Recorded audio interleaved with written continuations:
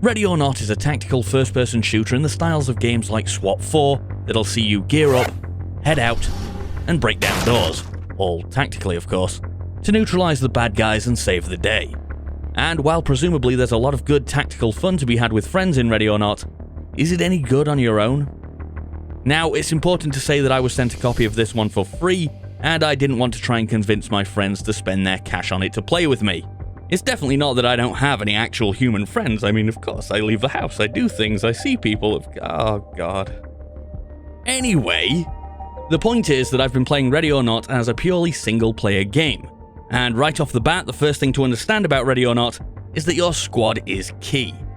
You'll need to gear them up in the loadout screen, giving them each different gadgets and weapons from the wide array available to increase your options in missions, and then command them out in the field.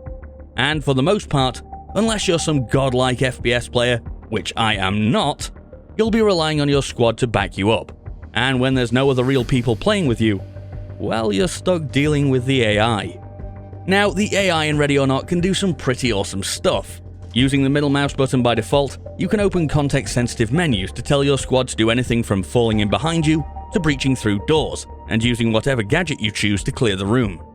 Alongside this, you have a pretty handy quick action button mapped by default to Z, which allows you to quickly issue the most obvious command at any given time with a single button press, rather than going through the menus.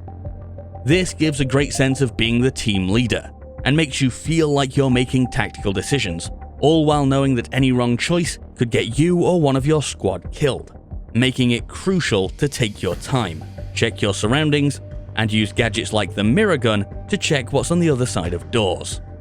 Unfortunately though, while the AI can do some incredible things and often feels quite sophisticated, they are also buggy as all hell, and can be really damn stupid. Whether it's just totally ignoring a command, taking the world's longest path to their objective and coming through another door scaring you half to death, or just blocking the only doorway out of a room, they can be infuriating. I mean, come on, get out of the damn way!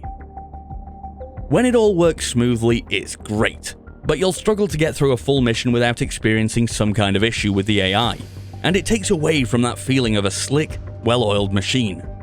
Weirdly though, despite the AI being less than perfect, playing with them can also make some missions seem pretty easy. While a human player will make mistakes, the AI, when they're working, always deal with enemies in the correct way. Unlike most FPS games that have you instantly shoot at anything that isn't friendly, Ready or Not goes for a realistic police scenario, where you'll first have to ask, loudly, suspects to comply and drop their weapons. Get on the ground now! Before arresting them. For a human player, it can be quite difficult to tell if a suspect is going to comply, leading to a delay in reactions, which means you may get shot. That is not the case for the AI, that immediately knows what to do, and they almost never get too badly hurt because of it. So, if you're playing carefully, you can just sit back and send your squad to do everything for you, and so long as you make sure to check the doors for traps and don't do anything stupid, you'll generally win without too much of a problem. Now, missions do have a score mechanic that rewards quicker completion, so letting the AI do everything isn't ideal, but if you don't really care about the score, it's the easiest way to win. There is one game mode that stops this tactic though, and for that exact reason, it's probably my favourite, and that's the bomb threat mode, which imposes a time limit on the player to win, because if you don't get to the bombs in time, boom. This makes you take risks, and just leads to a more interesting experience for me personally.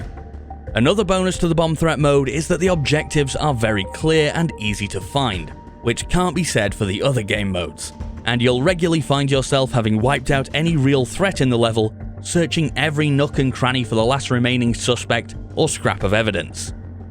Now, maybe this is just me because I'm dumb as hell and can't even find the most obvious things in games, like in Nexamon Extinction when I posted my video talking about how difficult an NPC was to find, and the comments screamed at me that he was in the very first house I went to. But because of that, having more human players would make finding the last thing so much easier. Human players would be able to go off and search other areas, or just give their opinions on where we might have missed. All the AI can do is walk behind you while you search for it. Playing with AI, you always feel like they're sidekicks for you and your heroics, rather than the team that you're supposed to be. You're the one making decisions, you're the one who has to find the objectives, and you're the one that the mission literally cannot go on without.